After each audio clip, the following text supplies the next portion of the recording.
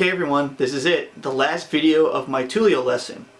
And if you've watched my other videos and paid attention to them, especially videos 1 and 2, this video should be actually very easy. So let's get right down to it. So in the last video, I left off with these major 7 sharp 5 chords. And then from there, it goes basically right back to the beginning and plays almost the same exact thing with a little bit of an alteration from video 1 and 2. So I'm going to run by that really quickly, so that's why I said pay attention to the first 2 videos. Because of this one, I can take a lot of those chords out without having to really go through too much detail of them. So after this B flat major 7 sharp 5 chord, it goes back to B flat minor 7 sharp 5, D major 7, B flat major 7 sus 2, F minor 7 sharp 5, and then this third inversion A7 chord for 5 beats. B flat minor add 9 with the flat 13, or F sharp major, an F sharp major triad with a add sharp 11. So D flat major 7, third inversion with the C in the bass. Then with this extension, a B flat minor 9 with the flat 13, or F sharp major 9 sharp 11, E major 13, or first inversion C sharp minor add 9, A6 over 9, C minor 7 sharp 5, E major 7, A major 7 sus 2, and then G minor major 7 sharp 11, or F sharp major with a G in the bass, C minor add 9, G major 7 sharp 5, A flat minor 7, G major add 9 in sort of first inversion, F major 7, E minor add 11, or G 6 over 9, back to B flat minor 7 sharp 5, D major 7, F major 7 in first inversion, or F major with an E in the bass. Slightly different from the previous chord, which actually had B flat as its lowest note. This one has an E as its lowest note. F minor 7 sharp 5, A7 in first inversion, third inversion, sorry. This one gets 3 beats. Back to the F sharp major add sharp 11,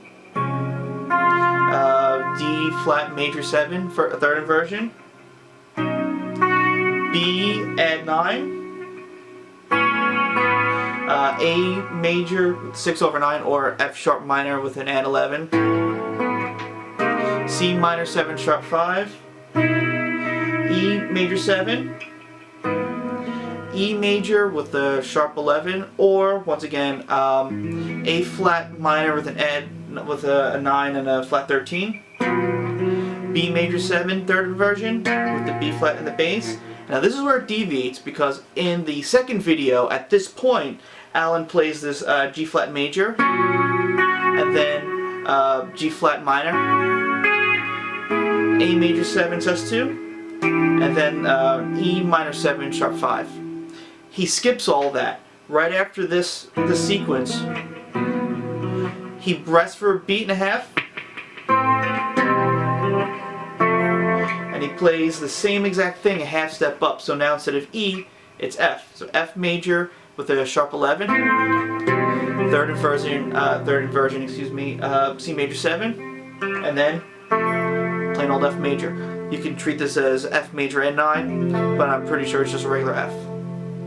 And then the chord after that is from earlier in the song, in the previous video, F major 7 sharp 11, an open voicing with in first inversion, with the A on the bottom. Now at this point of the song is basically where the improvisation ends.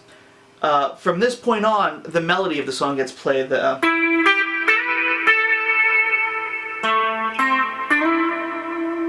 So yeah, if you want, you can improvise over this if you're doing a cover version. But these are the chords that are underneath that part. After it plays that same F major 7 sharp 11 chord. Then it goes to, once again, another F major 7 sharp 11 chord, but this one, now you have F in your bass. Basically an F major triad with the E and the B string open. It goes back to the first chord again. And this is where it changes. Then it goes to A major 7, G6 over 9, or E minor with an add 11, B flat major 6 over 9, or G minor with an 11, and then it repeats from video 1 back to the beginning. That's the whole section, the whole song. Even the keyboard, once it starts soloing, actually solos a little early, but then it just repeats again.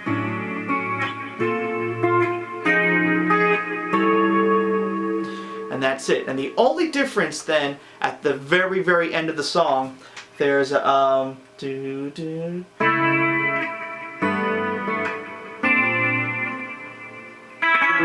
Whoops. Yeah, this chord. It's a slight variation of that F major 7 sharp 11 chord. Now you're taking C, or the 5, and you're making it C sharp, and now you're having a sharp 5. So this is a F major 7 sharp 5 sharp 11 chord. It's a leading augmented chord. But the bass is actually playing a D.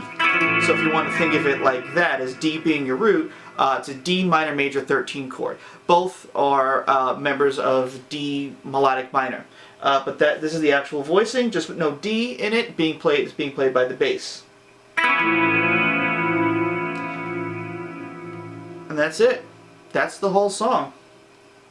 So as you can see, there are a lot of parts of the song that actually repeat kind of similarly, or a little bit like a variation of it.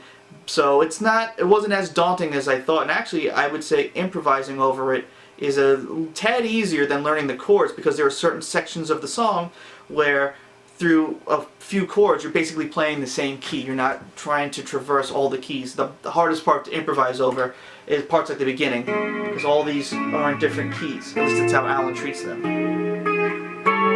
So in conclusion, I'd like to thank Steve Hunt, who supplied me with his lead sheet, or basically his answer key, and Joe Britton for once again helping me out with some of the trickier voicings, especially this one. I had something close to this, but once I heard what he wrote, I said, oh, that's absolutely right.